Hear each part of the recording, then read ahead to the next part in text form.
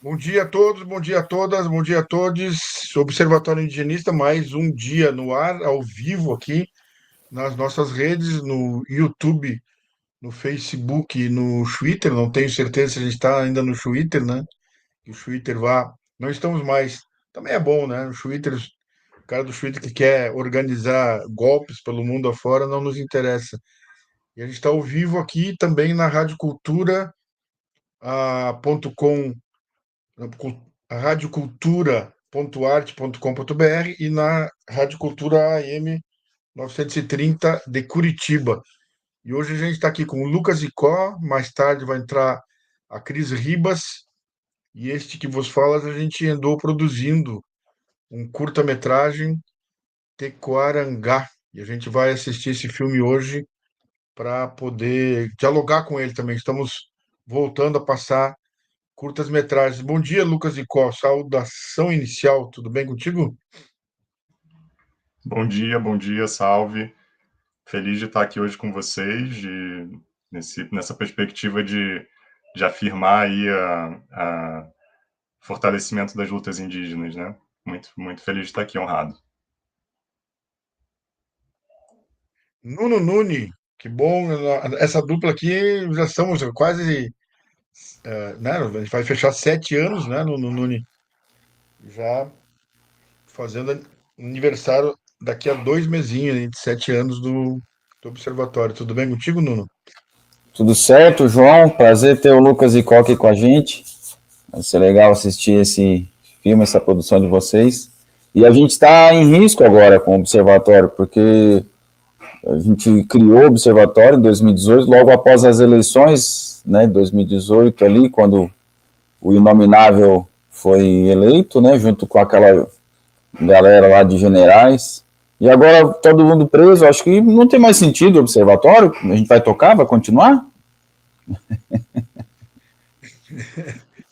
Não, a gente vai continuar e vai continuar comemorando as prisões dos inomináveis, né? Um bando de general pilantra golpista nesse país. E essa e os golpes continuam, né? Essa semana a gente sempre faz uma revisão um pouquinho da semana, Lucas. Essa semana aí o Congresso, né, a Câmara dos Deputados nos brinda com a PEC da bandidagem, né? Imagina agora se não bastasse já as relações entre comando de dois partidos, o DEM e o União Brasil, já com o pessoal do PCC, com grana do PCC, depoimento aí de um piloto, né, de uma empresa de aviação que presta serviço para o PCC. Ele entregou o jogo para a Polícia Federal e deu entrevistas no ICL, contando dessas relações, inclusive levando uma sacola de dinheiro para quem? No Congresso Nacional, para o Senado. Adivinha quem? Eu só vou dizer que ele tem o mesmo nome de um cara que um dia quis ser presidente, que ainda quer. É CIRO, tipo Ciro Nogueira, recebeu sacola de grana no aviãozinho do PCC. E aí, esse país não É é o PC para Ciro? PC Ciro, esse país não é para principiantes, né? Tem fortes relações lá. E é isso. Enquanto aqui no Rio Grande do Sul, né, Lucas, o ataque aos povos indígenas continua. O governador do estado simplesmente não mexeu, não retirou, pelo menos a urgência do PL 280. Ele segue com a ideia de tentar tirar 57 famílias Biaguarani da terra indígena Tecoá Nhengatu, em Viamão, que é uma área pública, né? E como área pública deveria permanecer pública aos indígenas e não para especulação imobiliária como o governador quer e seus aliados aqui de Viamão. Tem um deputado estadual também do PSDB que está interessado na especulação imobiliária. Nós vamos passar para o Lucas. O Lucas explica o nosso curta-metragem, daí a gente passa ele, daqui a 27 minutos a gente volta aqui para a sala para conversar sobre esse filme. Lucas, conta para nós um pouquinho desse filme, como é que foi a produção e o que que a gente pode esperar desse filme aí. A palavra está contigo. Tá bem, obrigado, Maurício. A gente chamo Maurício, né? João Maurício Farias, eu chamo Maurício. Então, foi uma parceria muito, muito bonita, né? Que a gente fez com a Cristina, que daqui a pouco vai estar aqui também, e com a Talcira Gomes e com a Araci, né? E o Everton também teve na entrevista, que são os filhos da Talcira, que moravam na época na Tequanhonde, lá na Chiva, Águas Claras, em Viamão, né? E o vídeo ele surgiu de um repasse de um convite de um amigo, geógrafo, o Paul Schwartz, que ele vem fazendo um trabalho de cartografia crítica, né, importante, e de apoio há alguns anos à retomada Choclen em Santa Catarina, né? Então ele tem feito um trabalho bem importante, assim. E naquele momento, na troca com o Paul, ele contou dessa exposição que ia acontecer em Glasgow, lá na Escócia, que o Instituto Goethe estava convidando para fazer uma contribuição paralela à COP, né, a COP 26, que ia acontecer naquele momento. Então, era um convite para fazer um trabalho que dialogasse, que trouxesse as lutas indígenas para o debate, né? Daí a gente conversou intensamente, nós três, né, inicialmente, João Maurício, Cristina e eu, sobre o que a gente podia fazer, e aí nos ocorreu uma entrevista, conversa, né, inicial para entender quais os caminhos do vídeo, com a Talcira, que é também uma Tchejari, né, que o Maurício conhecia há muito tempo já, né, Maurício, de longa data, de apoio também, de amizade. E a gente, então, foi até a Tequá Yundê para conversar com ela e a família. Tava a dona Laurinda também, né, já quase nos seus 100 anos. O que acontece no vídeo, né, que é que gerou a edição, depois está uma grande conversa, onde elas vão nos guiando em temas, né, da relação com a terra, como é que está a questão tanto no dia a dia, né, como é que é a relação com a terra, como é que é isso em relação às lutas hoje, né, pelas demarcações no Rio Grande do Sul e no Brasil, assim, falando da história delas, né, da história de vida delas. E depois a gente fez inserções desse vídeo que vão trazendo mais informações a partir desse guia, dessa conversa, né? Então, um vídeo de 27 minutos. Ele foi naquele momento, em 2021, né? Ele foi exibido então, nesse centro, nesse CCA, lá em Glasgow, e depois a gente fez uma versão com legenda, a conversa é principalmente em português, mas tem algumas partes em Guarani, né, nas falas delas, e aí a gente fez uma versão com legenda em português, que publicamos no canal, no YouTube do Coletivo Catarse, que foram parceiros de publicar, e ele está também disponível, né, na internet. Então, acho que essa é uma pequena introdução, depois a gente pode seguir a conversa. Perfeito. Não sei se tu quer comentar alguma coisa, Nunes, se a gente passa para o filme. Eu quero ver esse filme. Bora. Então, agora vamos ver os passos para ver o filme. Ver se vai dar tudo certo aqui, que eu estava experimentando antes. Vamos lá. Aqui. Vou pegar a pipoca. É. Um pouquinho.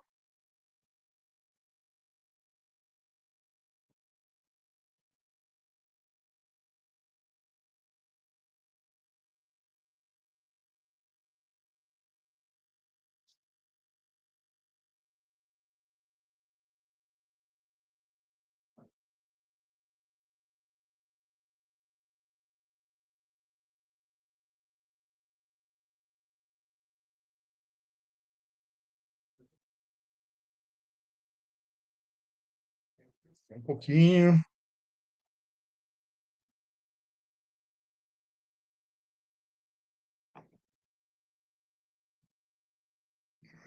Caramba.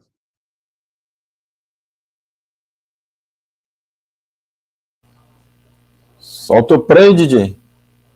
Oi? Solta o play. Tá, vou fazer o play aqui.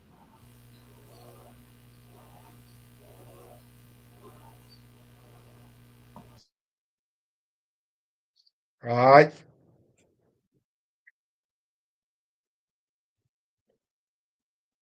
caramba.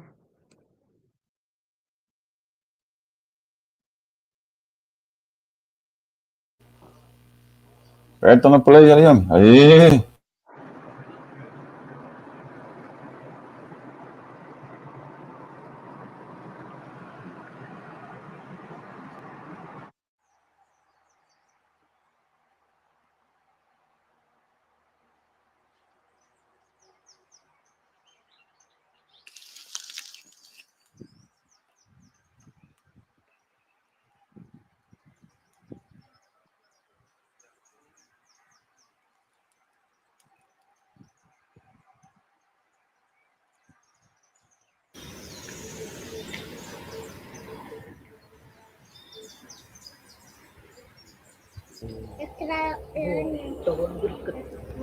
Antes cuidado. Guarita que botou e depois De guarita. Botou Erechíndio. Montei em copo. Tem água, mamão que tem de meu E vocês vieram, antes de morar aqui, vocês vieram da onde? Da Guarita? De guarita também, de Portela. A caminhada dela começou do sonho dela e por conta das doenças que a gente estava tendo na antiga aldeia. Aí assim começou a caminhada dela com meu pai. Dona Lorinda veio logo depois pra cá, não?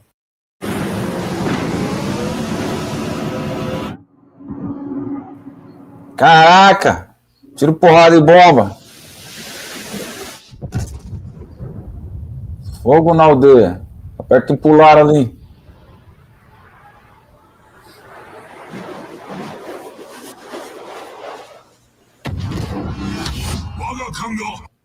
Ela veio logo depois. E nós decidimos, eu e o Juarez, quando nós ia vir para cá, procurando uma área, né? Uma área que pode para plantar, produzir as plantas. E aí a gente chegou em 98, viemos em 98 para cá.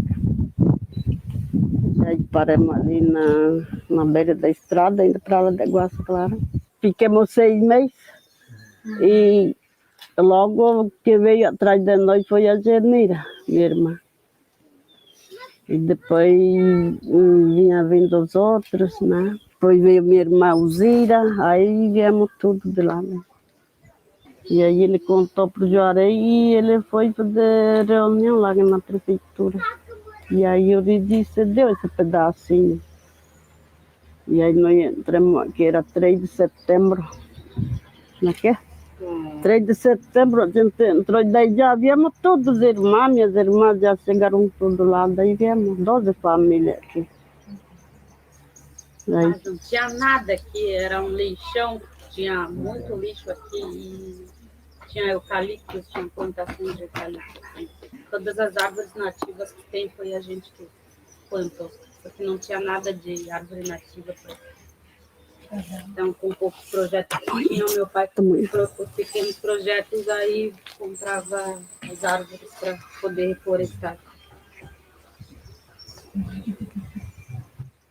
E aí nós morávamos na barraca, né?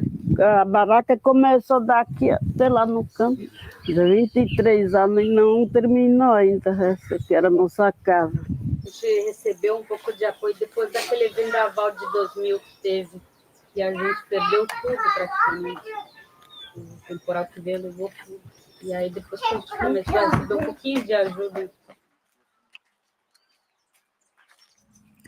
A Tecoá Nhandã, ou Aldeia da Estiva, é uma das mais de 60 aldeias guarani que existem no sul do Brasil e possui uma área de apenas 7 hectares.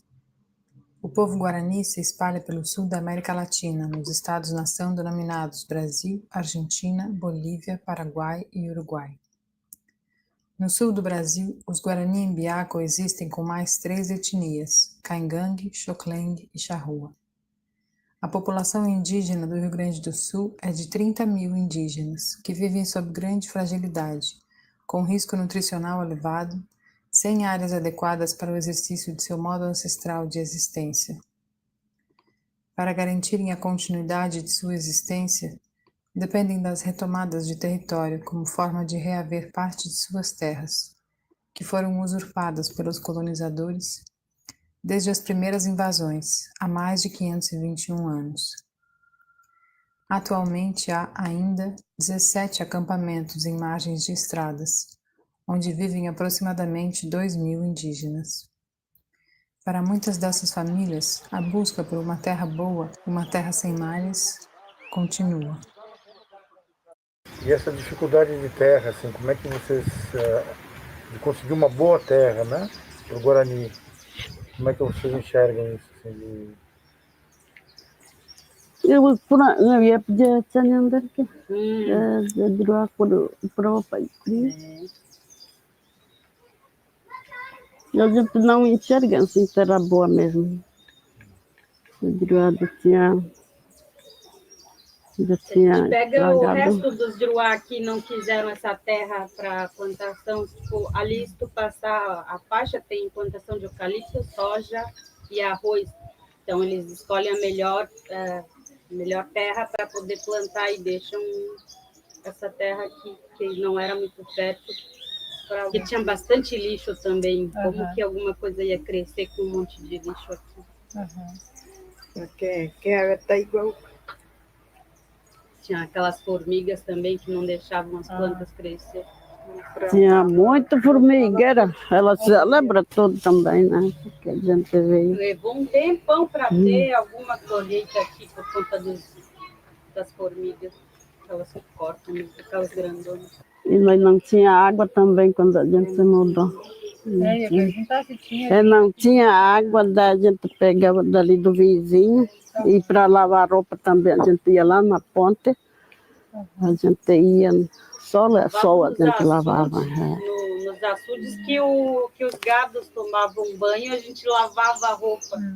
E aí a gente planta, faz plantação. E quando chega a colheita, a gente come tudo junto. Até os parentes de longe vêm comer. Aí era a nossa colheita, que era a festa, nossa festa, né? E agora não existe mais.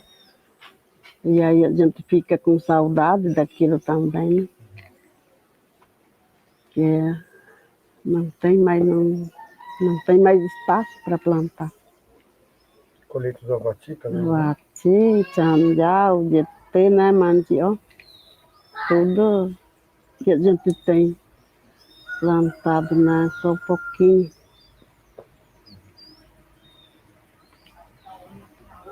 O que a gente faz é para nós, é para a gente comer, para a gente sobreviver. A gente não vende as coisas que a gente planta, é só para sobreviver, ao contrário do Juruá, que planta um monte, exporta, ganha horrores e quer ficar cada dia mais rico. Aí a gente planta outras coisas para sobreviver, para fazer artesanato, por exemplo, os porungos do chocalho. A gente joga as sementes, daí elas crescem. Então, para sobreviver, a gente tem que achar uma outra forma também, além da plantação. Porque a terra já é pouca, então não tem como tu plantar em grande quantidade. E aí, para sobreviver, a gente tem que fazer artesanato também para comprar coisas do mercado, porque a gente está numa sociedade, né? Então, a gente tem que ser inserido também. A retomada de terras é mais uma das formas de efetivar a devolução das terras para os povos indígenas, garantida historicamente e reforçada com a Constituição de 1988, sob o termo de demarcação de terra. Em 88, o Estado brasileiro se comprometeu a realizar todas as demarcações de terra tradicionais indígenas em um prazo de 5 anos. Passadas 3 décadas, um grande número de áreas ainda não foi demarcada. Desde 2018, com a eleição de um governo de extrema-direita no Brasil, o direito territorial dos povos originários vem sendo atacado e destruído de várias formas. Uma delas é a tentativa de fazer valer uma invenção jurídica, o chamado marco temporal, que pretende limitar os direitos territoriais dos povos indígenas aos grupos que estivessem disputando terras no momento da instalação da Constituição de 88. A aprovação do marco temporal pode abrir conflitos em territórios pacificados ou mesmo anular demarcações já existentes. Os povos indígenas contestam o marco temporal ao afirmar que nossa história não começa em 88. O que precisa ter para a terra, para os guaranis ser uma terra boa? O que ela tem que ter? A gente tem que ver, né? A gente olha, né? Enxerga, né? Onde é que é a terra boa, né?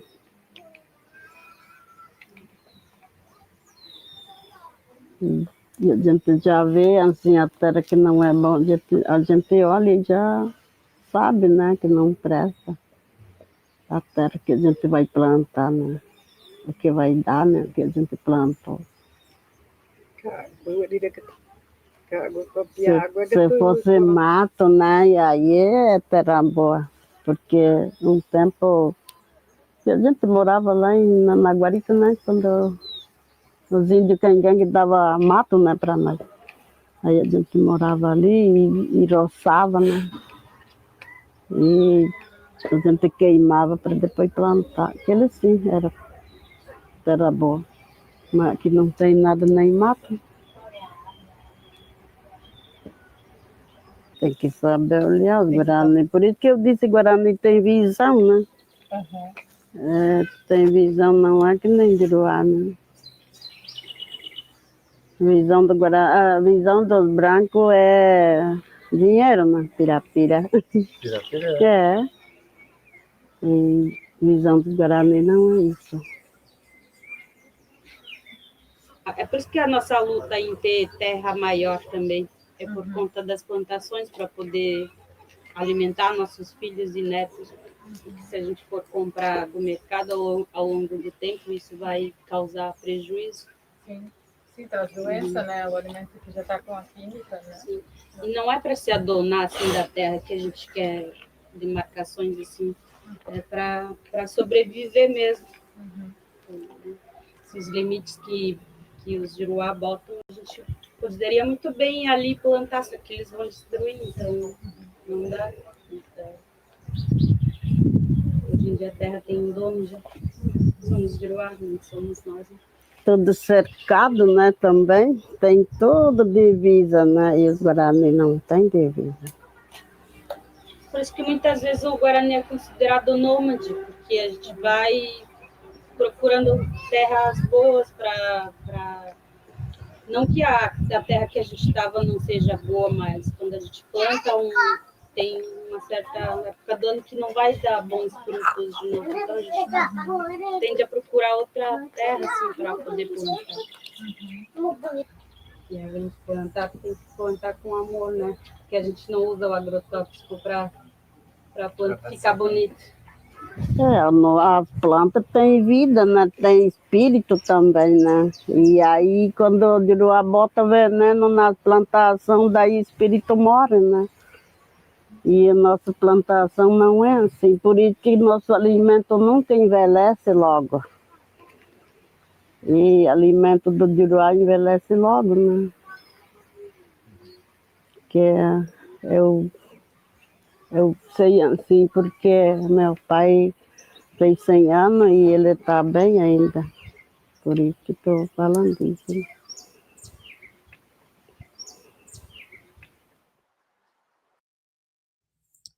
O agronegócio da soja é um modo de produção gaúcho que se instaurou com a Revolução Verde na década de 70. Avançou do sul em direção ao norte, subindo pelo oeste de Santa Catarina, Paraná, Mato Grosso até a Amazônia. A pressão dos produtores do agronegócio sobre as terras indígenas tem se intensificado no interior do estado do Rio Grande do Sul, através de arrendamento de terra. O arrendamento provoca tragédias também entre os indígenas, como no caso da terra caingangue, Serrinha. O mercado da soja rende milhões, e além de literalmente consumir a floresta, consome áreas para o plantio de subsistência e espalha agrotóxicos e transgênicos.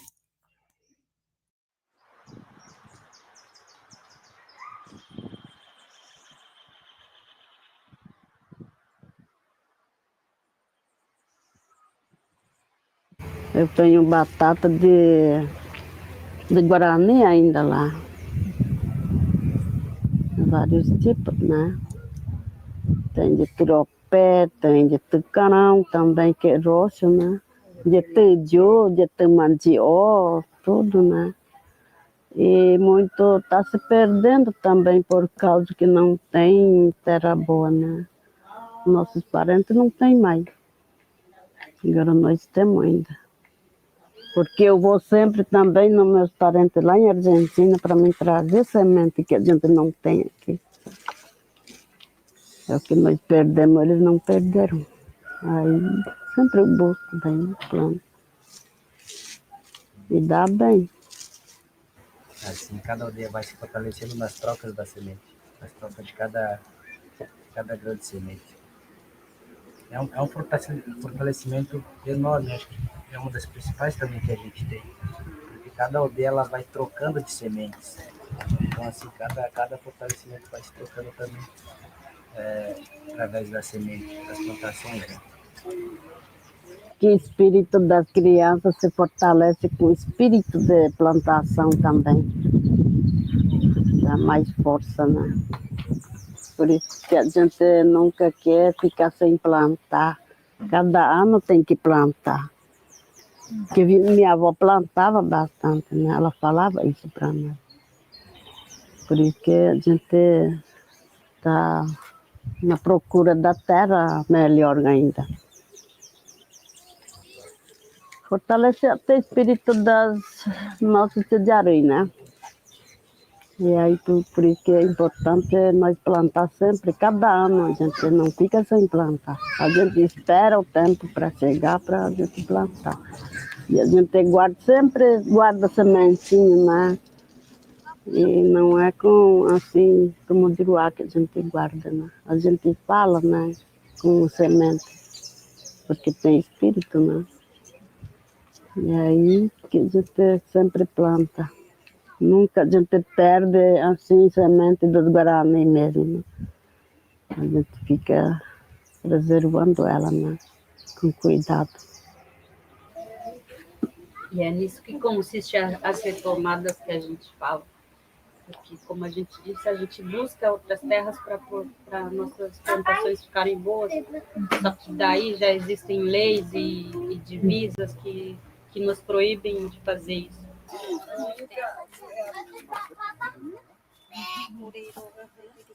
Ah, não foi.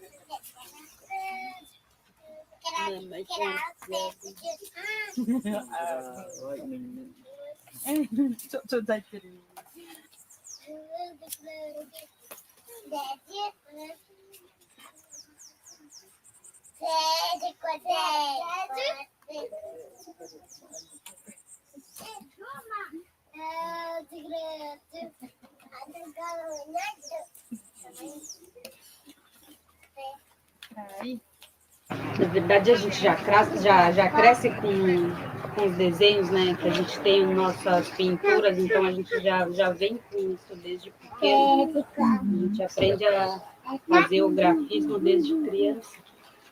Então, hoje em dia a gente faz mais um exemplo.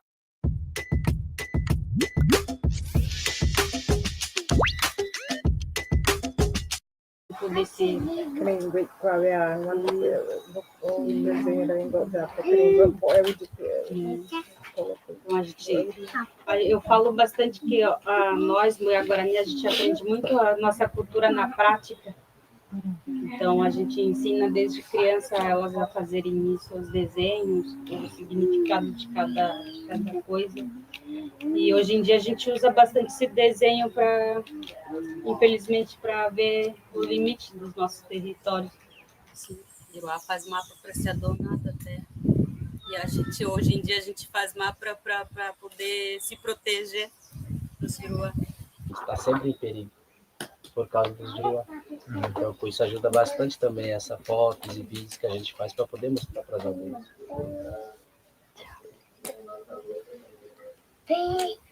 Hoje a comunicação se tornou nossa arma principal contra os Juruá. Antigamente era arco e flecha, né? Hoje é mais a máquina. Máquina, faz poder registrar. Registra tudo para poder mostrar que não é nossa culpa. E sim, eles que estão cada vez mais invadindo.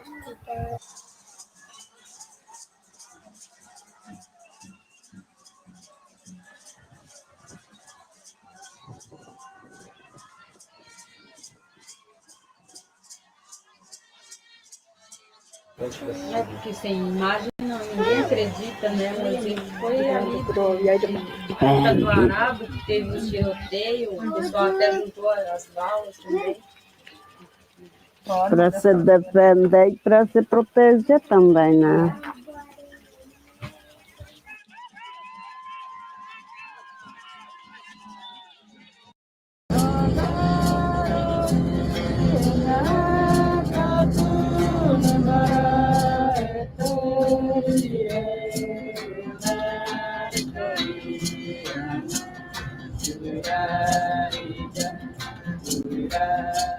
No sul do Brasil, as retomadas de terra por várias etnias indígenas têm sido uma maneira de acelerar o processo moroso de demarcação.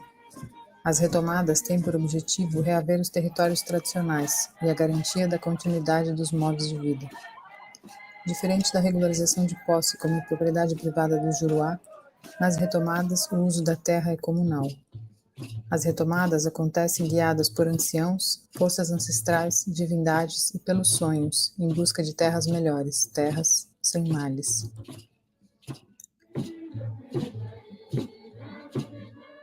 As retomadas e as demarcações de terra dependem, contraditoriamente, da ferramenta da cartografia, ferramenta ou arma muito utilizada pelos não indígenas para se apossar de territórios, segregar povos e limitar o acesso aos ecossistemas. A cartografia passou a ser usada pelos indígenas para narrar e imaginar as vivências tradicionais no território, servindo como registro, troca de olhares entre aldeias, proteção e garantia de direito às suas terras. Os Guarani falam do Jurupá como um território livre, né? Que é o território originário do Sim, é um território sem limite, o Jurupá. Urupá que é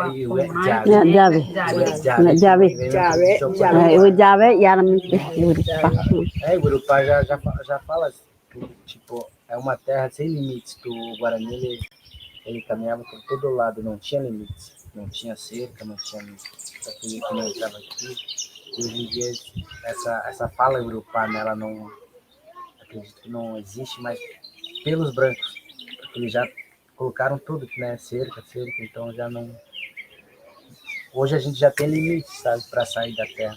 Se tu sair daqui lá do outro lado, tu já não tá mais na tua terra. Tem dono de Canguçu, né?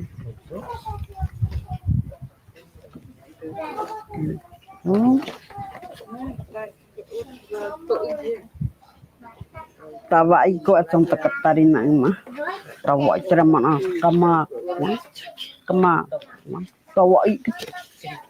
Será cristal? Ah, cristal.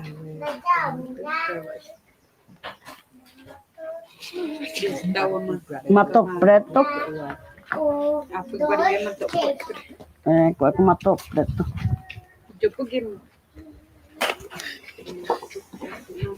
São Miguel. Coenjo. Chậu tê qua pona.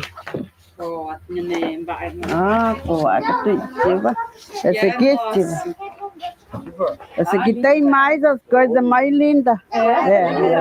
Porque tempo já não é de agora que o Guarani vai fazendo esse caminhada, né? Já há tempo. Nossos avós, que eram falecidos, já caminharam por tudo nesse Rio Grande do Sul, São Paulo, Rio de Janeiro, né? E a procura de terra sem males, né?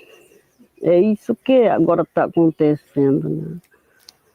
Mas agora é diferente, né? Porque a gente quer ficar no lugar que a gente acha lugar bom, a gente quer ficar, quer morar, a gente não quer caminhar mais, né? Aí a gente fica morando, né? Para as crianças viverem bem, né? Viverem em paz, né? Para ter infelicidade das crianças, né? E agora é tudo complicado, né? Para a gente conseguir um pedaço de terra para nós. Tudo tem dono, tudo do Juruá. O Guarani não é assim. E aqui é aberto, pode olhar o horizonte aqui, pode ver o pôr do sol aqui, nas decoar. Tem que ter acesso livre para criança e para adulto também, né? Isso é vida, né? Nossa vida é assim. Juruá também, eu acho que não aceita conselho dos mais velhos, né? É isso que está matando também o povo do Juruá, né? E nós não. A gente precisa conselho dos mais velhos. Duas coisas, né? Tem que ver. E nós enxerga antepassado também e futuro também, né? Por isso que na nossos avós assim nunca termina a história, né? Mais velho nós estamos assim como um livro vivo, né? É livro humano, né? Que a gente tem. É por isso que é tão doloroso quando a gente perde um tirar a mão com a gente. Porque tudo que a gente aprendeu foi através dele. É bastante doloroso pra gente.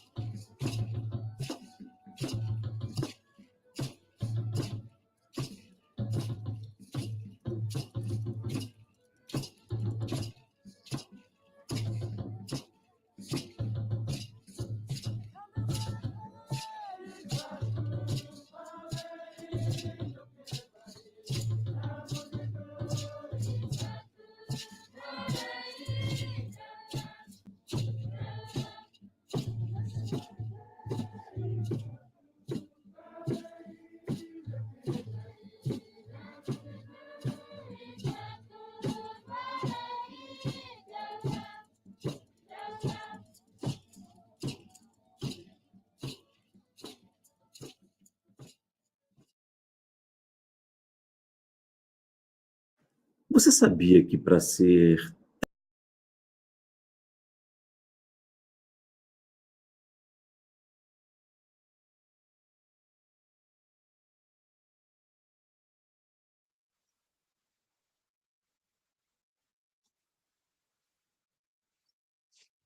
Salve, salve.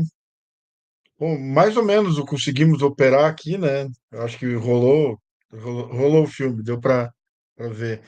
Não sei o que achou no Nunes. Tem uma coisa que é a, a gente trabalhou com a perspectiva também do silêncio, né? Silêncio da Talcira, da Dona Laurinda muito presente ali no filme, mas sem falar, né?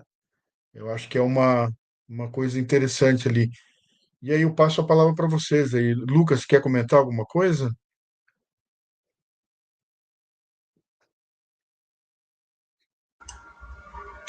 Eu acho que talvez primeiro ouvir impressões do Nuno, não sei. Como é que foi a Pode ser. experiência. Tem uma coisa da experiência dessa exibição que eu vou fazer um comentário que atravessa, assim, que é quando aparecem as propagandas, né? Acho que isso diz muito do mundo que a gente vive, assim, e como eu lembrei de um podcast que eu ouvi outro dia, que é bom para a hora de lavar a louça, assim, também, da Rádio Escafandro, que conta a história do Google, né? Como é que funciona essa parte, né, quando a gente está exibindo um vídeo na internet, o que aciona também desse mundo que está sendo comentado no vídeo, né? Então, é um comentário transversal que me chamou a atenção, assim. Então, quem tiver curiosidade, é o episódio 90 dos podcasts da Rádio Escafandro. Na hora de lavar a louça é uma coisa, vale a pena, uma recomendação. Mas eu queria primeiro ouvir quais foram as impressões.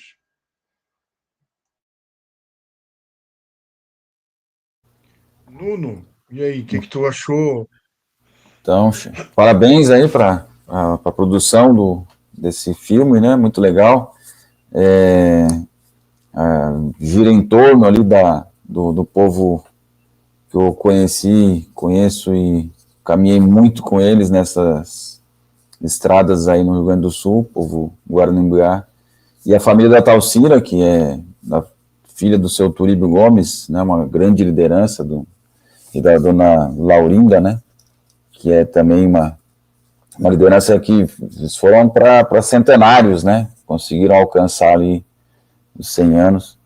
Dona Laurinda, ela foi, e acho que em 2008, 2009, ela como diria, não profetizou, mas ela entendeu ali que um dia iria acontecer aquela tragédia no Rio Grande do Sul, do alagamento, da enchente, né?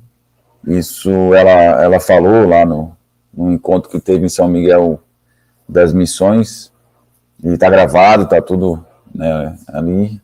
Sempre foi uma guerreira, né, para proteger a sua família, a sua cultura, a sua tradição. E a Talcira, firme e forte, né? Impressionante a força dela. E dos filhos, das filhas. Então, com a aldeia nova em Rio Grande, ou qual é o município, João? Que ela está... O Talcira agora está em Rio Grande. Rio Grande, né? E está cuidando lá de um patrimônio material e imaterial, uma área que foi demarcada ali pelos arqueólogos da Universidade Federal do Rio Grande, e numa modalidade de identificação do patrimônio, né? E deixar que esse patrimônio arqueológico ele seja cuidado pelos mais próximos, mais interessados, que, né, são os próprios povos indígenas, né? E é muito legal ver, ouvir, né, a Talcira, as filhas ali, né, comentando, os filhos, os parentes, e dessa perspectiva de como eles encontraram uma área detonada, né, ali pela ocupação não indígena, e foram guaranizando, né, com mudas, com retirada do lixo, né, a plantação da água, né, com as árvores, e foram construindo as casas e refazendo ali aquele cosmos, né, e que é a aldeia estiva. E é isso, assim, eu acho que é muito bom, né, ter esse tipo de material para registrar um período, né, uma época que, né, depois a gente vai ver e vai olhar assim, olha só como melhorou a situação, né, ou piorou a situação, né, e a gente também vê no filme que aponta os culpados pela tragédia, pelo desastre, né, que é o agronegócio que vem, que detona, que derruba, altera o ambiente, né, polui, né, conforme a Talcira fala, né, que coloca veneno, e o veneno ele envelhece, né, ele mata mais rápido, e vocês trazem ali a origem, né, desse negócio que hoje falam que é pop, mas não é nada pop, né, é destrutivo, que surge no Rio Grande do Sul com a Revolução Verde e vai subindo para outros lugares, e hoje é dos maiores impactadores, não só ambientais, mas na economia brasileira também, né, que agora está nessa situação aí de taxações ou não taxações pelos Estados Unidos e tal, então fica ali aquela dependência única na balança comercial brasileira voltado à soja e ao agronegócio, que está todo mundo assim, e se a China não comprar a soja, para onde é que vai, né? A gente sabe uma coisa, né? Que se der problema nessa balança comercial, os povos indígenas vão agradecer e vão retomar essas terras e vão fazer como ali na estiva, né? Reflorestar e fazer com que essas terras voltem a ser algo produtivo na produção de vida, né? Na geração de vida, né? E não de monocultura, né? E dessa coisa toda que só destrói, né? É um pouco isso, João.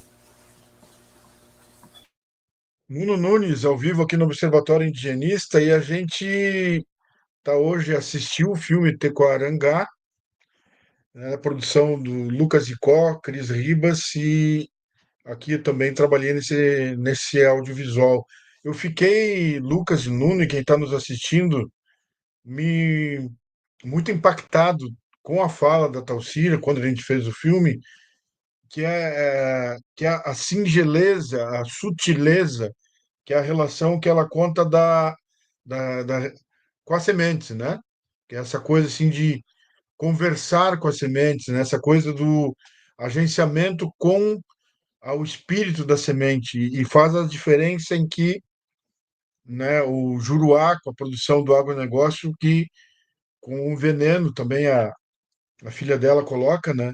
Que com o veneno tira o espírito, ele não deixa que o espírito da semente consiga prosperar, consiga vingar, né? Ele mata o espírito da semente também, né? Para mim isso dá uma diferença bastante importante de visão de mundo, de cosmovisão. É completamente outra, né? É, elas vão comparando o agronegócio com como que eles vão trabalhando e a importância que a Talcira coloca de que é preciso todos os anos plantarem e que o espírito da semente também ajuda o espírito das crianças. Para mim, isso é absolutamente fantástico. Assim, eu fico sempre muito emocionado quando eu vejo essa diferença, né? Passo a palavra para ti, Lucas, por favor.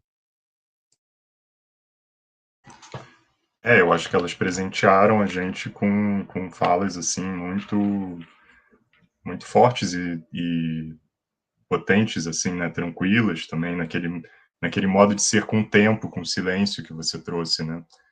E então foi um momento muito especial mesmo estar com elas ali naquele momento. Lembrei também no final que ela fala que a gente é livro vivo, né? A relação com o conhecimento, com o saber, né? A ideia de que a importância da transmissão oral, né? De tá na troca, tá com as pessoas, né? Eu acho que elas trazem isso de uma maneira muito bonita no filme, assim. Então isso era uma coisa que era importante, né? E nesse caminho também, pensando a questão do desenho, aparece no vídeo também, né? Isso eram algumas trocas que a gente teve, né? Como é que a criação de imagens, então, se relaciona a essa presença, esse modo de estar com as pessoas, né? E elas falam um pouco sobre então, como é que também as imagens, né? Os mapas, os mapeamentos, e essa tradição do grafismo, né, do desenho na própria cultura guarani, ela tem um papel também de continuidade dessa cultura, né, na defesa dos modos de vida, assim. Então, tudo isso estava ali junto, né, quando eu penso em alguns elementos que estão no filme, né.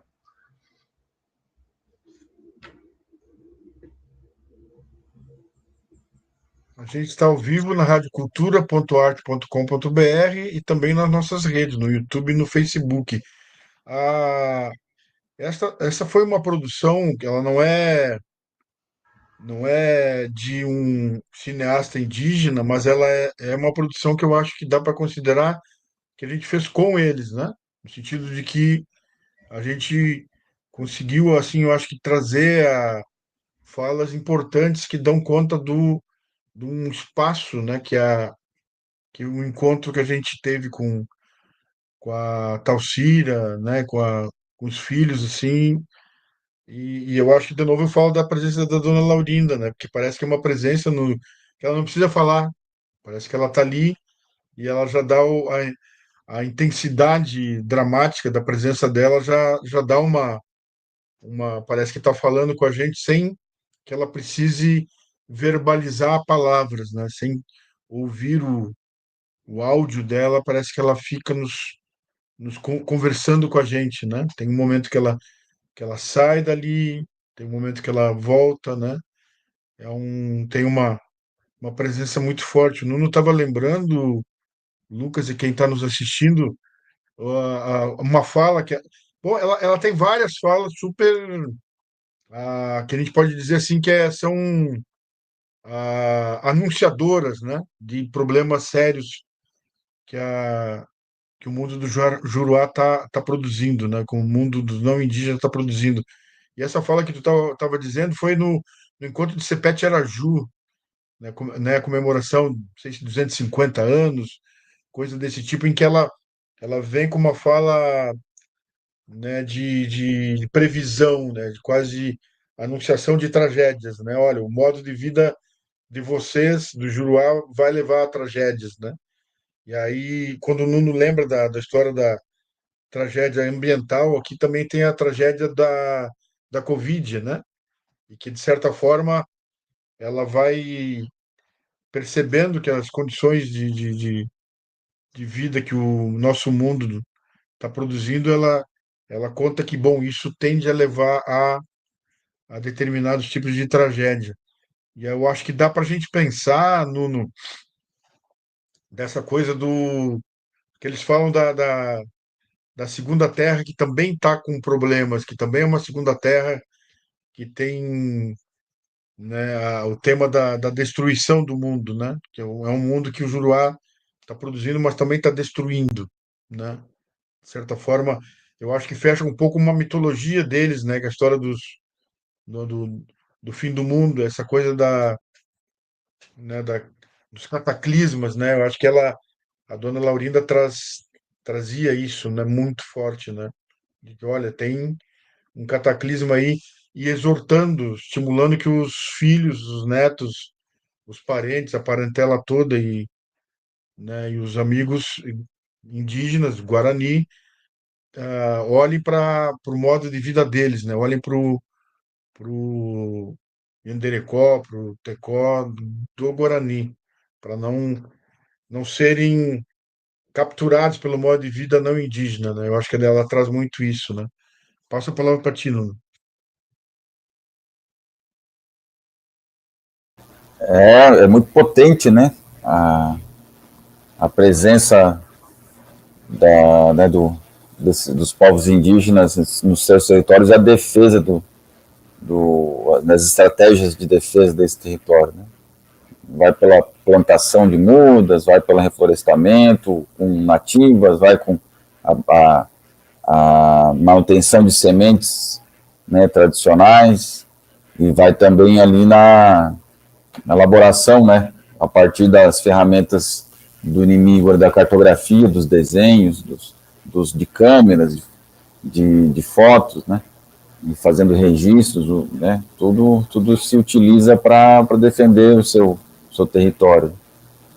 E não, o povo Guarani já é experiente, né, nessa resistência, porque, bom, já desde 1500 e pouco, ali 1514, já começou o primeiro contato com os espanhóis, né, na região sul que hoje é Brasil, e também do outro lado, né, com os espanhóis que vieram lá pela região dos Andes, né, e pelo território Inca, né, que desceram para leste ali, né, e chegaram hoje que é na Bolívia e Paraguai. Então os Guarani têm essa resistência aí pelo território ser cercado, né, de um lado pelos Andes, do outro pelo Oceano Atlântico, tem essa mobilidade, essa articulação e essa resistência, né, de tudo que é lado, e o foco na busca de uma terra tranquila, pura, sem interferências, né? Então tem essa essa capacidade também, né, do povo guarani de viver na multicultura, né, na pluralidade ali, seguindo o seu próprio modo de vida, né, sem se deixar afetar, né, reconhecendo que o outro diferente ele permaneça ali, que ele exista ali, né. E também tem uma forte presença, né, milenar aí dos conhecimentos xamânicos, né, do povo guarani. Que a gente não pode esquecer que, né, juntaram-se dois exércitos, né, de dois impérios, que foi de Portugal e Espanha, em 1750, para expulsar os Guarani do seu território, né, depois de um acordo ali que foi feito entre o rei da Espanha, né, o rei de Portugal, de tirar, de mudar as margens ali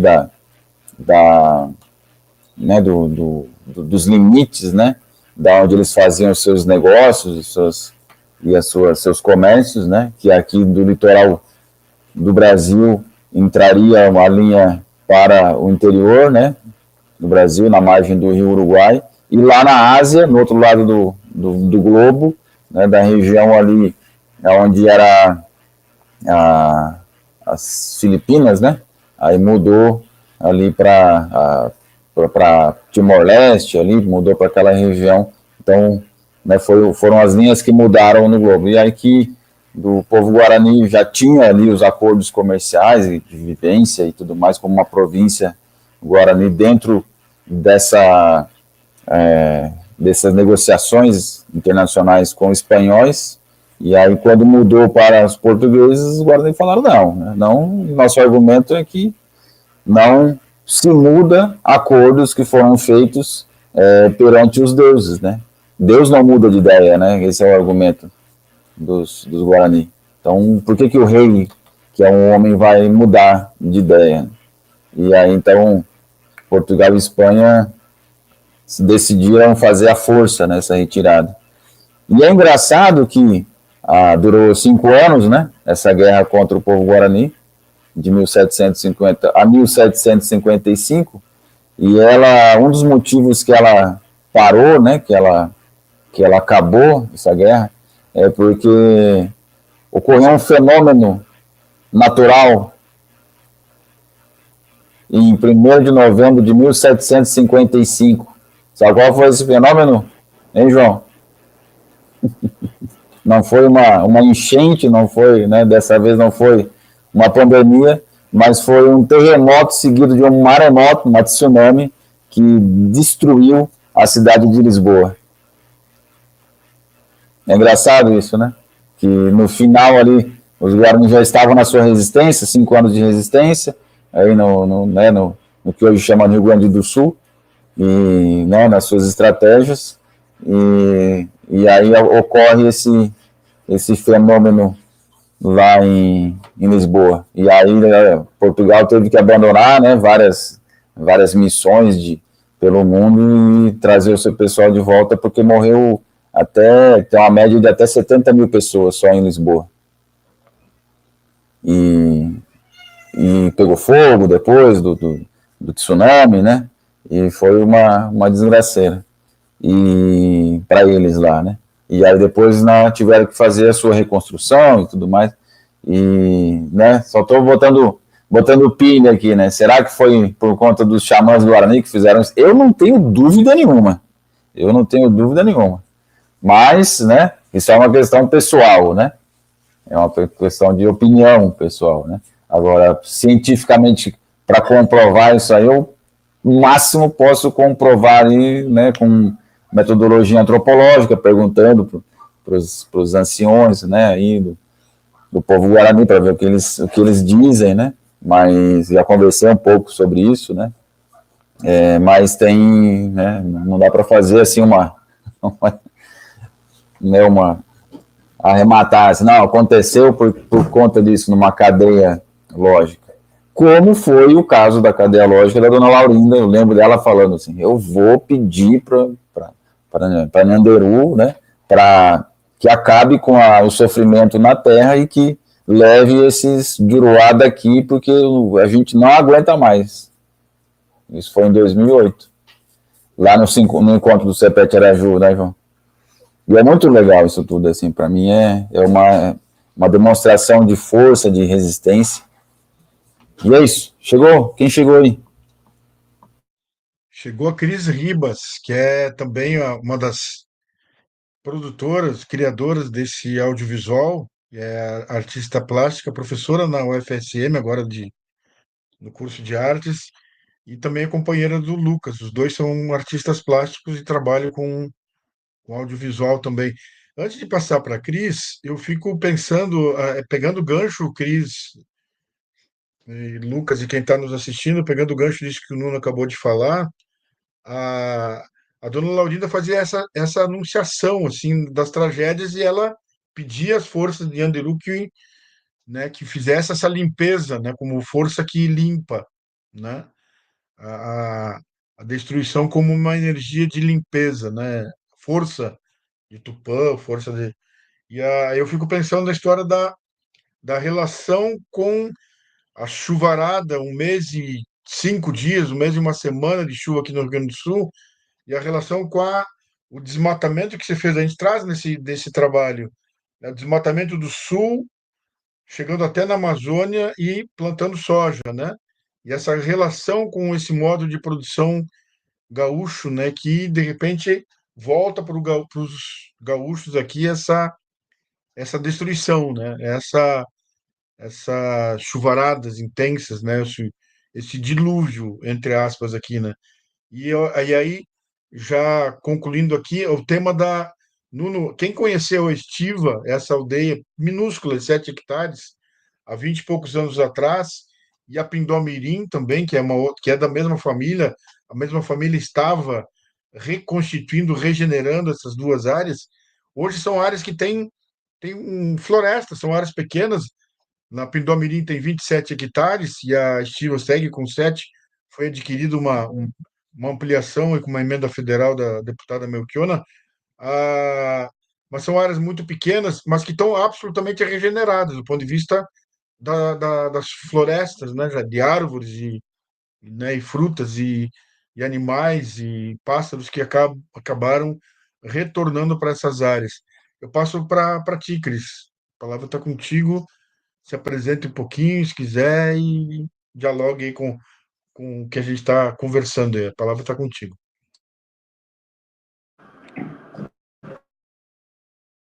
Espera que agora não estou conseguindo. Não estou conseguindo. Ué. A gente escutou teu áudio. Não sei se tu tenta de novo. Eu acho que tem que tirar o fone de ouvido, Cris.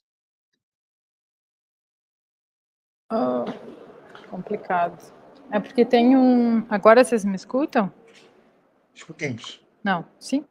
Tá, é porque eu percebi que tem 2 lugares que dá para ativar e desativar o microfone, aí o menorzinho não estava conseguindo. Tá ruim o áudio com o fone? Tá baixo? Tá bom? Então tá. Bom dia, de áudio. Desculpem o atraso. Estava num outro compromisso, daí estou aqui na Casa de Cultura, então, aqui em Porto Alegre, né, tá num lugar cheio de gente também, então um pouco de barulho.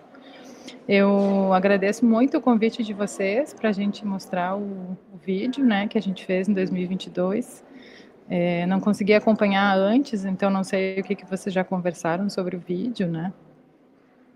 De repente eu posso pegar um pouquinho do gancho do João Maurício, aí do que ele falou agora, para falar de algumas coisas que eu andei entendendo mais recentemente sobre o impacto, né, da chuvarada no Rio Grande do Sul, assim, né, por que foi tão ruim também, né, e bom, em relação aos Guarani, né, eu me coloco muito numa condição de aprendiz, assim, né, eu, apesar de ser uma pessoa que sempre vai contestar a ideia de especialista, né, a gente também tem que respeitar muito sempre, né, quem detém o conhecimento e quem já está numa trilha aí há muito tempo, né, em diálogo com os Guarani. Eu sou uma pessoa que me considero bem começando, assim, engatinhando. Primeiros anos de vida em contato com população Guarani, conhecimento Guarani, né. Só, de repente, eu antes de falar até do vídeo, de alguma coisa que eu não sei se vocês gostariam que a gente conversasse mais também, né?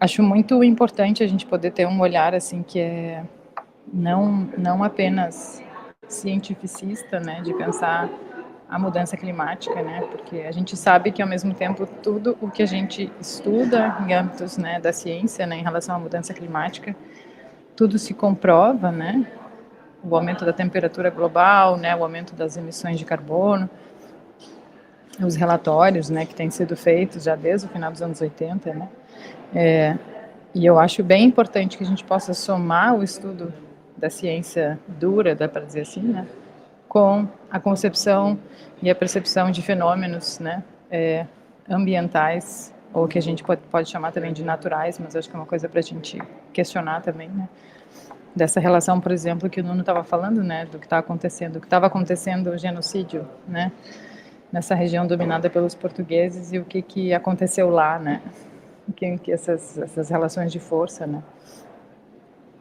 Acho que é importante a gente poder somar essas perspectivas, né, acho que ambas coexistem, né. E recentemente eu fiz um trabalho que tem a ver com a ideia de mapas, né, de mapas críticos ou cartografia crítica, para entender um pouco mais, né, o que aconteceu na enxurrada gaúcha, né, e para tentar quantificar, mostrar isso, né, num mesmo plano, né, na lógica da imagem, na lógica da produção de um mapa, né, que a gente pode chamar de cartografia crítica ou contra-cartografia. E aí fui fazer um estudo, né, das alterações das leis ambientais, né, do Rio Grande do Sul. Como eu fiquei muitos anos fora do Rio Grande do Sul, tem coisas que eu não acompanhei, né, nos últimos 15 anos, dá para dizer assim. E aí agora eu fui, de fato, fazer um estudo e entender, assim, né, por que tanto solo se deslocou, né, por que as enchentes foram por que o aumento da precipitação foi tão severo nesse território aqui, Rio Grande do Sul, né. E eu sou só uma aprendiz também desses estudos que eu fui estudar, né, tá cheio de gente pesquisando isso, né, no âmbito da universidade, né, a gente tem na URGS o IPH, né, Instituto de Pesquisas Hidrológicas, que é um dos institutos de referência, né, para isso. E olhando para esses estudos a gente vê, né, o aumento da precipitação, a mudança climática no âmbito global foi pior aqui e está sendo pior aqui porque a quebra de leis ambientais que protegiam as florestas facilitou o aumento, né, do desastre. Então, é muito importante a gente entender, assim, como o João Maurício estava dizendo agora, né, a preservação das florestas dentro de áreas indígenas, sejam elas já demarcadas ou retomadas, garante, sim, a permanência da floresta, né. Mas, fora desses territórios, né, o que os Juruá estão fazendo cada vez estão facilitando mais a alteração da cobertura vegetal existente para facilitação da produção agrícola ou pecuária. Então, a gente vê lá em 2012 a mudança do Código Florestal, que alterou a regulação da mata ciliar, isso no âmbito nacional. 2017, isso foi levado para 2022, na Bolsonaro. Isso foi levado para as prefeituras, né, ou seja, para que cada município pudesse ter ingerência sobre isso. E aí a gente teve, ou seja, houve uma redução significativa da mata ciliar, que é aquela mata que fica na beira do rio, né, que se sabe que ela faz a filtragem, a contenção, né, ela ajuda a água a chegar devagar no rio, né, além dessa água ser aproveitada pela própria floresta que está ali, né. E aí a gente teve Eduardo Leite em 2023, ou quando foi? 23, quando ele facilita, eles viabilizam, porque foram os deputados que votaram também, não só Eduardo Leite, mas foi no governo Eduardo Leite, que se facilita a irrigação em áreas que já foram desmatadas, e também em áreas de beira de rio. Tudo isso aumenta a lavagem do solo, tudo isso aumenta, né, o desmatamento, né, e a gente sabe que um dos biomas mais impactados é o Pampa também, né, que sempre foi tomado como, mas do campo não tem nada, né, o Pampa não tem nada. A Pampa tem um monte de coisa.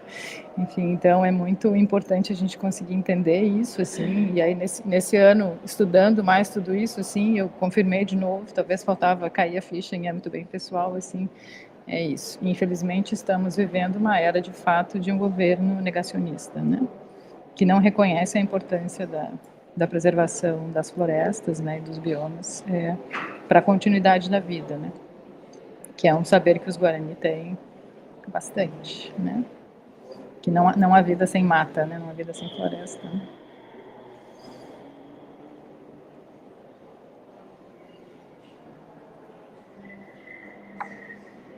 Eu queria escutar vocês um pouquinho para entender por onde anda a nossa conversa aqui.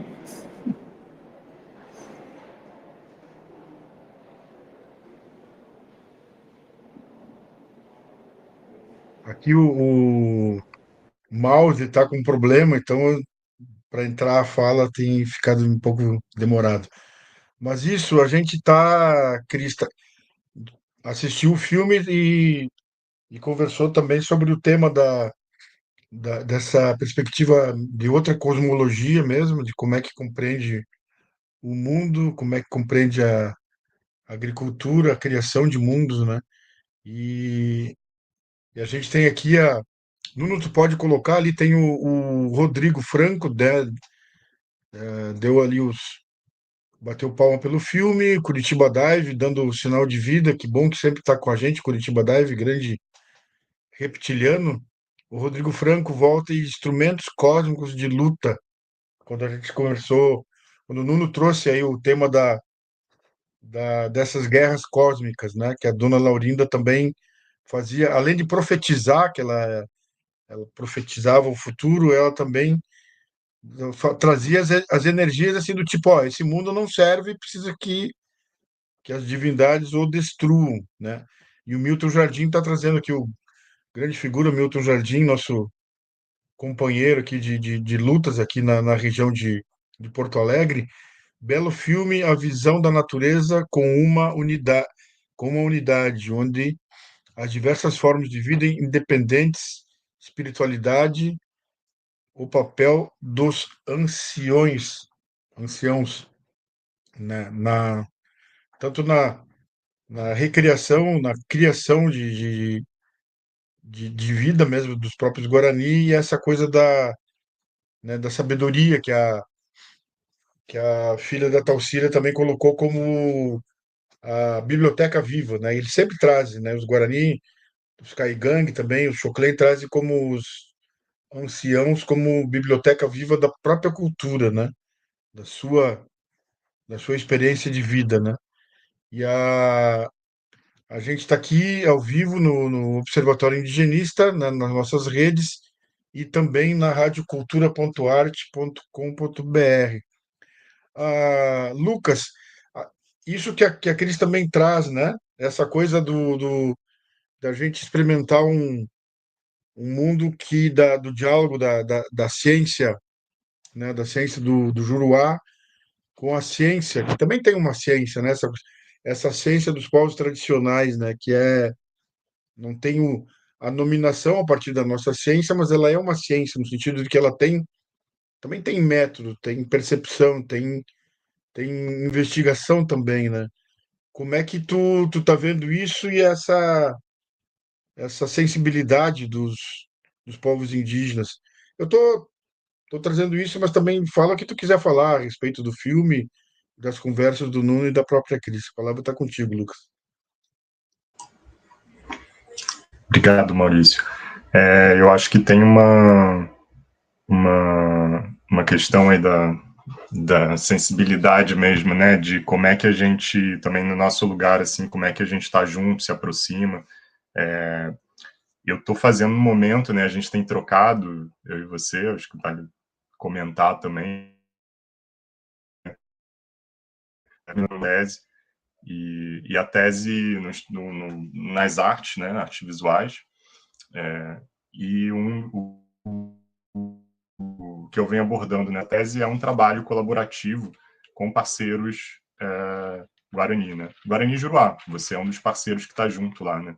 Então, nessa rede, assim, uma grande rede de criação, assim, que envolve diversos trabalhos, né? Inclusive no vídeo nesse vídeo tem alguns trechos de um outro filme que a gente fez, né, que foi Guatá, que a gente fez com o realizador de audiovisual guarani, o Jorge Morinico, lá da Tequá em Etenguá, na Lomba do Pinheiro. E a tese eu vou um pouco contando, né, da minha experiência em primeira pessoa nesse processo, né, como é que foi, as várias ações que a gente fez junto, né. E é muito marcante mesmo nessa caminhada essa impossibilidade mesmo de separar, né, no processo de criação a algo que seria mais racional, ou, né, que a ciência pega para si, assim, né, e a intuição, a sensibilidade e a espiritualidade também, né. Eu acho que existe isso muito forte, isso aparece o tempo inteiro, e é muito interessante mesmo, né? Eu acho que traz muita coisa para pensar esse mundo que a gente vive, esse mundo de catástrofe climática também, né? Esse mundo onde também tem muita rede de solidariedade, de fortalecimento acontecendo, né? Isso foi uma coisa que eu acho que está muito viva mesmo, né? Então, acho que é legal comentar. Outro aspecto, assim, pensando nessa questão da rede, que eu acho que é uma coisa bonita de comentar também no vídeo, com a gente lá conversando, estava também a Janira e a Alzira, né? Elas não, como a dona Laurinda, elas não falaram, elas são irmãs da Talcira, e a Alzira é uma tia de Ari também, uma anciã mais velha, né, que mora hoje no Anhangabaú, né? Então, no início dessa conversa, assim, você trouxe a questão da luta lá, né, territorial, pela relação com a terra, né, do modo Guarani, e que está muito... E aí tem a incidência, né? Tem incidência também do governo do estado do Rio Grande do Sul lá, atrapalhando, né, esse Nhanderecó lá, e a Alzira está também, né? Então, é uma rede mesmo, né, que a gente vai integrando aos poucos, assim, e vai se fortalecendo também estando nela, né?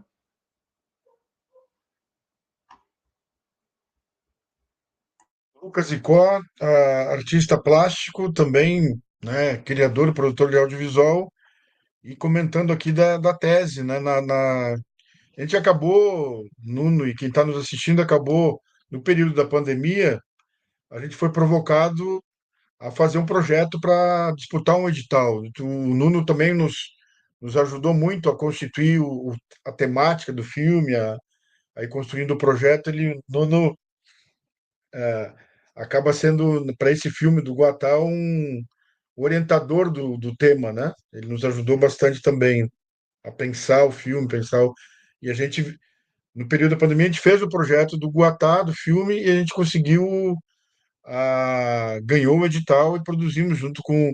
Tem o Epifânio Chamorro também, lá da Misiones, da Pouso Azul, até com a Arandu, né? Lá em Pouso Azul, em Misiones, que acabou também sendo um dos criadores desse filme, né? Acompanhando a produção, ajudando na produção. E as nossas duas teses, elas se misturam. Tem uma interface muito grande entre os dois, né? Tem uma intersecção bastante interessante aí esse encontro, né, que a gente conseguiu fazer, né? E, a, esse filme, para mim, a gente trouxe para o Guatá essa presença da Talcira, dessas falas, e tem a Estiva, né? Que é uma área que ela tem uma história, né? Em 2013, que eu acho que aí a gente vai lembrando a memória, 2013 a gente vai inaugurar 30 casas ali, né, pela FUNAI, que como não era uma área federal, como não era uma área com titulação resolvida, cedida para a União, tudo era uma área a própria prefeitura de Viamão, que cede a área, não tinha a documentos de propriedade, né? Então a FUNAI não podia fazer casas, e igual a FUNAI demorava para fazer habitação para os povos indígenas. Aí houve um processo judicial em que a FUNAI foi condenada a fazer as casas para estímulo. E já estava na FUNAI, E a gente faz as casas e em 2013 a gente vai inaugurar as casas. E aí os indígenas entenderam que, como a FUNAI estava demorando muito para dialogar sobre as demarcações de terras indígenas no Rio Grande do Sul, eles resolveram que o presidente da FUNAI, toda a cúpula da FUNAI federal e aqui da região, que a gente deveria ficar das 17h30 da tarde até as 2 da manhã. A gente ficou retido para conversar sobre demarcações de terras indígenas, né? Com o presidente da FUNAI. Foi uma inovação das práticas políticas dos Guarani que nos resolveram nos fazer uma reunião forçada, né, para ouvi-los e aí eles retiveram a presidência da FUNAI do período na estiva. Então, é uma terra indígena que tem uma história, uma área indígena, tem as famílias que ali estavam, né, uma história muito importante aí com o povo Guarani aqui no sul do Brasil, né? Tô trazendo essa memória aí. E aí, Nuno Nunes, passo de volta para ti, Nuno Nunes.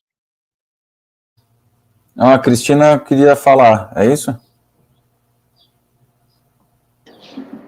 Posso falar, mas também posso deixar para depois. Não sei se eu posso.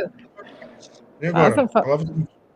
Tá, obrigado. Quero fazer um ganchinho que a gente está discutindo um pouco aí a ciência, a espiritualidade, né? Tenho gostado de ler um pessoal aí das ciências duras, dá para dizer assim, né? O Brasil está com mais tradução de literatura, né? De filosofia da ciência e tal. E em Porto Alegre a gente tem um grupo também, um pessoal que chama APPH, né? Associação de Pesquisas e Práticas Pós-Humanistas, não sei se. Então a gente está tendo uma circulação muito grande hoje em dia de uma crítica da ciência, né? E é muito importante a gente entender que essa crítica da ciência, ela está apontando, não há ciência sem intuição, né? Não há ciência sem experimentação, sem prática, né? Então, a própria, que a gente pode chamar ela de bruxona, né, que está sendo muito lida nas universidades brasileiras hoje, a Isabelle Stengers e a Donna Haraway, né, que se tornam esses grandes nomes, né, que são também, claro, infelizmente também entram um pouco na moda do mercado da intelectualidade, são pessoas que vão dizer assim, a gente precisa, sim, de fato, escutar os saberes ancestrais, não tem ciência sem saberes ancestrais, né. Então, esse debate tá no campo da ciência mesmo há 30, 40 anos, pelo menos, né? E com a mudança climática, essas trajetórias ou essas perspectivas, elas se encontram bastante, né? O tempo inteiro, assim. E a gente sabe que essas forças se associam, se aliam também, né? Eu encontrei uma pessoa recentemente, que é a Duda, que agora não vou lembrar o sobrenome dela, ela é professora da UFPEL, e ela teve num pós-doc com a Moira Militian, que é Mapuche, né, no sul da Argentina. E ela foi para um evento que se chamava Arte e Ciência. E ela conta que numa caminhada que eles foram fazer, a Moira veio. E aí os ventos mudaram de direção, e aí era todo esse encontro entre artistas, cientistas, Moira e alguns indígenas do lugar. E aí diz que no final do evento, eles chegaram à conclusão de que aquele congresso devia se chamar Arte, Ciência e Espiritualidade, que não tinha como discutir separado, né? Porque aquilo que a gente chama de ciência se deu conta, né? Isso tá em toda a análise crítica aí, né, do caminho de produção do conhecimento. A ciência dura se deu conta de que ela literalmente isolou o sujeito, né? Isolou o sujeito do seu território, isolou o sujeito das suas relações de vida, né? E aí a gente pode encontrar, assim, para quem se interessa por esses caminhos críticos, né, a gente pode encontrar também numa filosofia da ciência que é feminista, né, que vai entender a centralidade da vida, né, na própria produção do conhecimento, né. Então tem muitas pistas, muitos caminhos para a gente seguir aí para entender, assim, né. O que a gente está dizendo aqui não são ousadias do pensamento, né, são, na verdade, assim, experiências que muitas pessoas estão tendo, né. Pessoas dentro e fora da universidade, e a universidade a gente fica feliz, né, que ela está se tornando cada vez mais um espaço em que esse debate ele está sendo protagonizado pelos próprios indígenas, né, pelos quilombolas, pelos indígenas, né, enfim, a gente tem que reconhecer isso, né. E só para dar um exemplo também de como é que a gente pode puxar aquilo que é da ciência, né, para nós, né? O vídeo que a gente viu é uma conversa com uma crítica da ciência da cartografia. A cartografia como ciência moderna, né? Então a gente se apropria dessa ferramenta que é o desenho de mapas para trazer aqueles mapas que a gente precisa desenhar para fazer o processo da retomada. E é muito bonito pensar, né? A Alzira e a Genira estão ali, estão sentadas junto com Laurinda, né? E a primeira imagem que aparece, né, no vídeo é o desenho feito pelo Eloir, da escola da Estiva. E aí, então, para nós é também uma conexão que a gente tem que colocar em evidência, que não estava naquele vídeo de 2022, mas é uma conexão que a gente tem agora também com a retomada em Engatu, né? É bonito a gente poder renovar isso, né?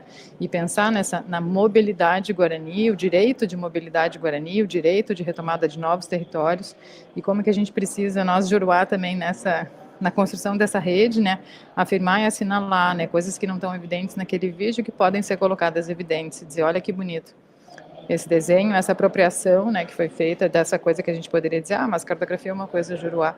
Não, a gente vai pegar isso, a gente vai transformar e vai fazer aquilo que deve ser feito. E a gente está com desejo de fazer uma sessão em apoio à retomada. Não sei se o João Maurício já contou dessa ideia. Então é isso que eu queria comentar. Bem, Cris Ribas, também uma das criadoras, né, e produtoras desse audiovisual.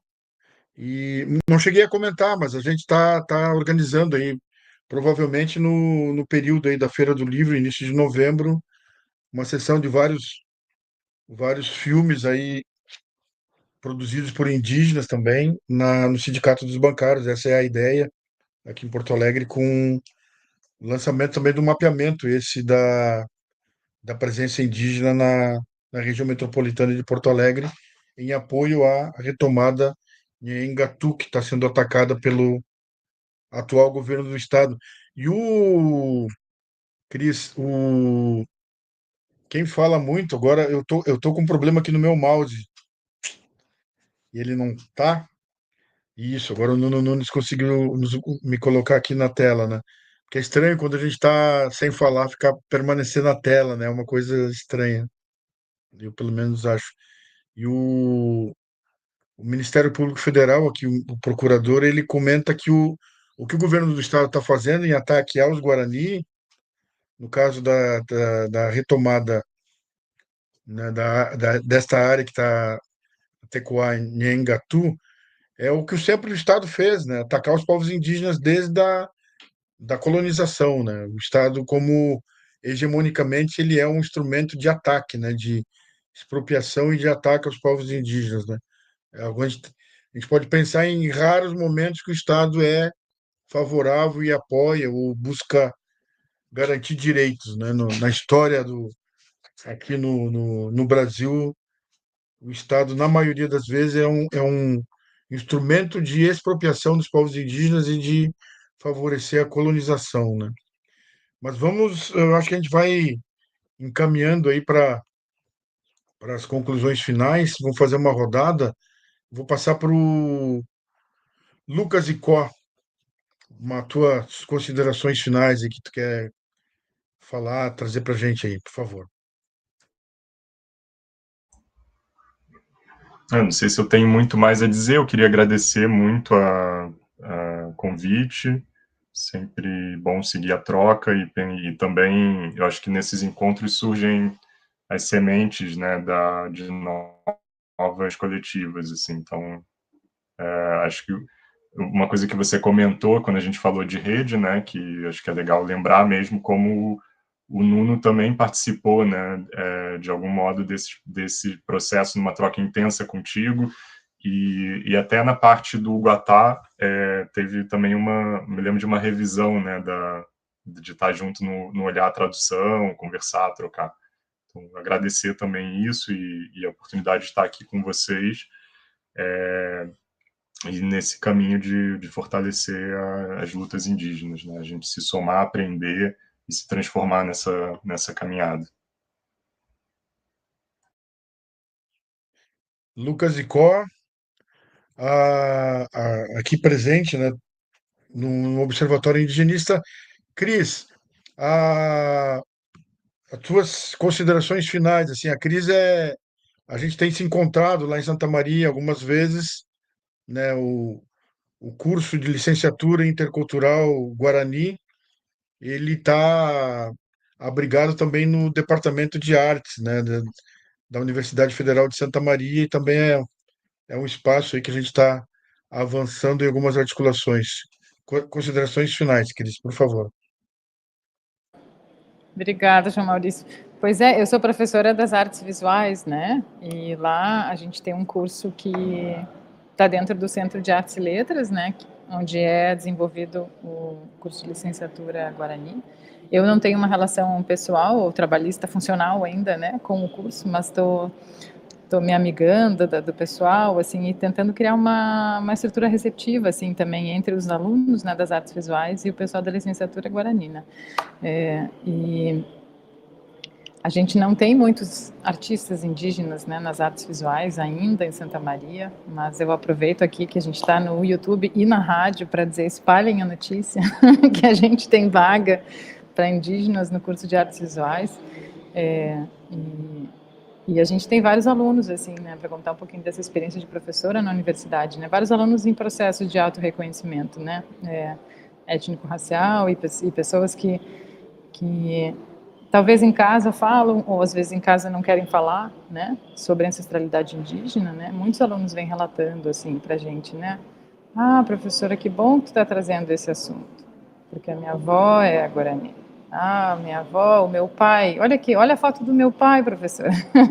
Assim, o apelido do meu pai sempre foi índio. O que tu acha, professora? Eu falo, vamos entender, né? De onde vocês vêm, né? Quem é a avó, os avós, vêm da que cidade, foram da onde para onde. Então, isso é muito bonito, assim, né? Porque às vezes a gente fica, o que eu posso fazer, né? O que a gente pode fazer? E é no cotidiano, é na conversa, é na proximidade, né? Com pequenas pistas também, né? Para destruir essa separação, né? Então, o barulho aí veio ajudar. Vocês escutaram o barulhão? Ótimo. Destruir a separação entre os juruás e os indígenas, né? Parece o rio, né? Pareceu um rio, assim. O borbulho do rio vindo junto das forças.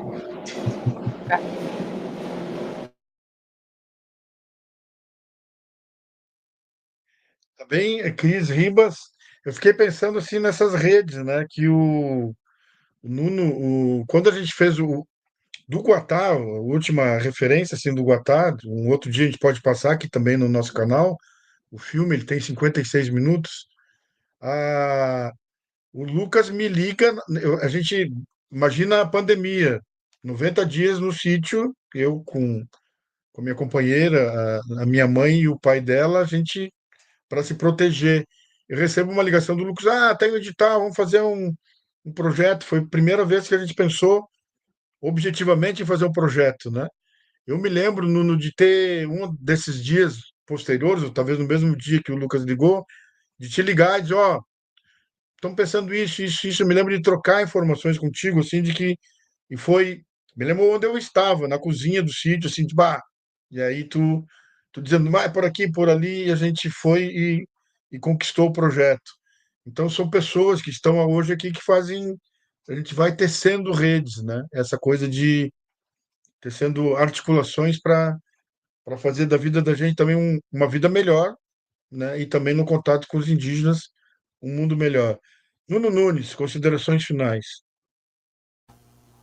É isso aí, galera. Parabéns para vocês pelo trabalho. E que bom que eu pude ajudar, né? Pelo menos não atrapalhei.